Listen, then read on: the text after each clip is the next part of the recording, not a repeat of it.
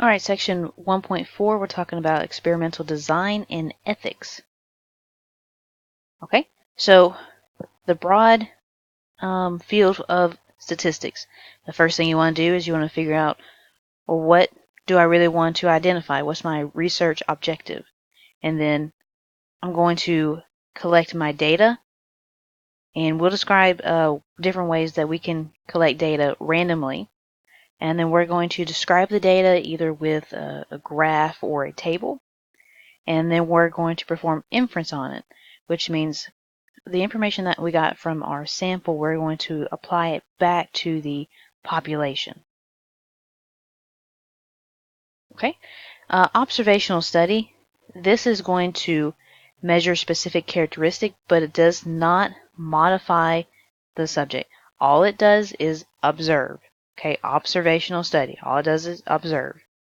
So since it's an observational study, the only thing that you can say is there's an association between the things that you're looking at. You can't say that there is a causation. One causes the other. All you can say, these two things are associated or they're correlated.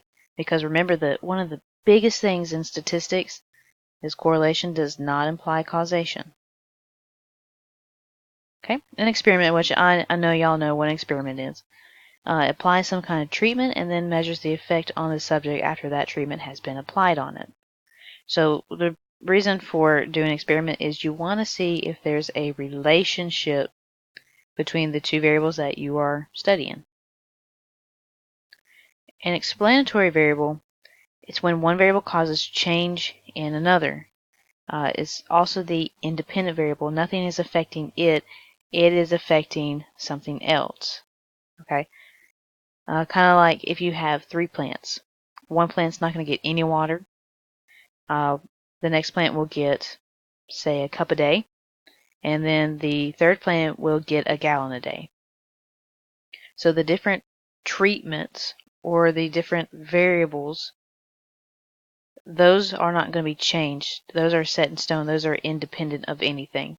So they could be, they could explain why the plant is growing or why it's dying. The response variable say what happens to the plants, or the affected variable. These are dependent variables because they depend on the treatment that's being applied to them, or they depend on the explanatory variable that's being applied to them.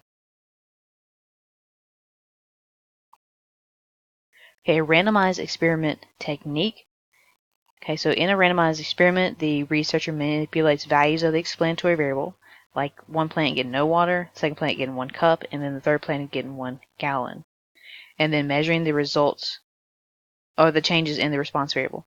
Did the plant die? Did it grow? Did it change? This is a randomized experiment technique. It's really just an experiment. Okay. A treatment, that's just another way of saying the explanatory variable. They go hand in hand and you can interchange them. Experimental unit, a single object or individual to be measured. One plant to be measured. That's an experimental unit. Okay, so this one we're going to identify is an observational study or is an experiment, and we'll also identify the response and the explanatory variables.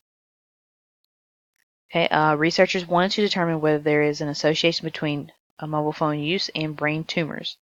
So they followed a bunch of middle-aged ladies in the United Kingdom over a period of 7 years, and 1,261 of them had brain tumors.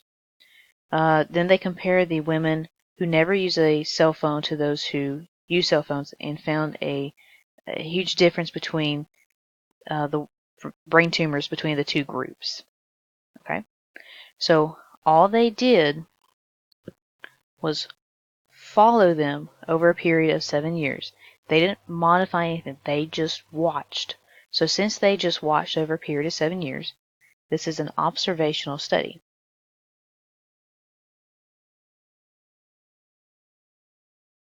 Okay, so then we're going to find what is the explanatory variable and what is the response variable. Okay, so we'll start with the response variable. So that would be like what happened. Well, brain tumors happened.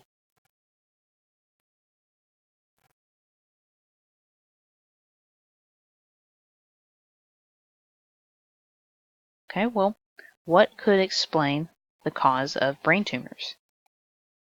Well, the mobile phone, okay? Or more specifically, the radiation from the mobile phone.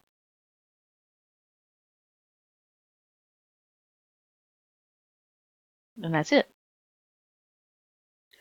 Okay, same thing, observational or experimental, and we're going to identify the response variable and the explanatory variable. Research examined whether chronic exposure to radio frequency radiation at 2 common cell phone signals. They got an analog, and they also have a digital cell phone if they cause brain tumors in rats. So they took 480 rats and divided them up into 3 groups. Group 1 was exposed to analog, Group 2 was exposed to digital, and Group 3 had no radiation. And they looked at them over a period of 2 years, and they said that they found significant increases in any tumor type, brain, liver, lung, kidney, compared to the control group.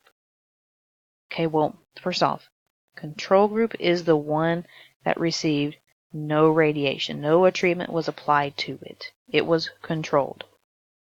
Okay, so this is definitely an experiment because they are modifying, they're applying treatments to different treatments to different groups. So this is an experiment. Okay, so our response variable, what happened? Well, same thing, tumors. What could explain the tumors? Well, again, radiation. Okay, I show you these 2 examples just to say that it doesn't matter if it's experiment or observational study. They could have the same response and the same explanatory variables. It just depends on how the study was done. Okay, now let's look at this example. So consider the following. You want to investigate the effectiveness of vitamin E in preventing disease. You recruit a group of subjects and ask them if they regularly take vitamin E. You notice that the subjects who take vitamin E exhibit better health on average than those who do not. Does this prove that vitamin E is effective in disease prevention? Okay, so say we've got 2 groups. A group that does take vitamin E, that'll be this group over here, and then a group that does not take vitamin E. So within this group that does take vitamin E, say that, well, since they're taking vitamin E, they could be taking other supplements or other vitamins.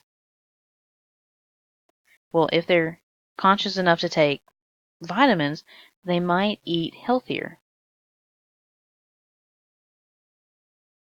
Well, if they eat healthy, they might also exercise. If they exercise, they might drink water instead of Dr. Pepper. It's one of my weaknesses. Okay? So, say that the people who do not take vitamin E, they do the opposite of all this. So, no other vitamins. Don't eat healthy. Don't exercise. Don't drink water.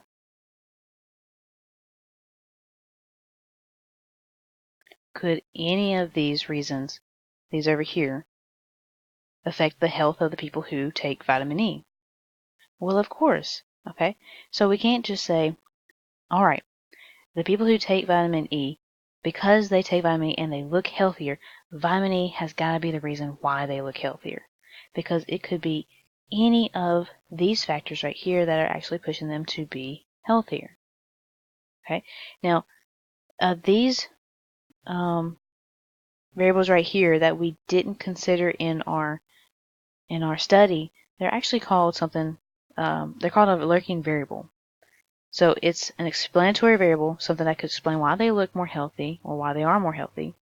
That was not considered because we just looked at vitamin E in the study, but affects the value of the response variable, okay, them looking healthier in the study.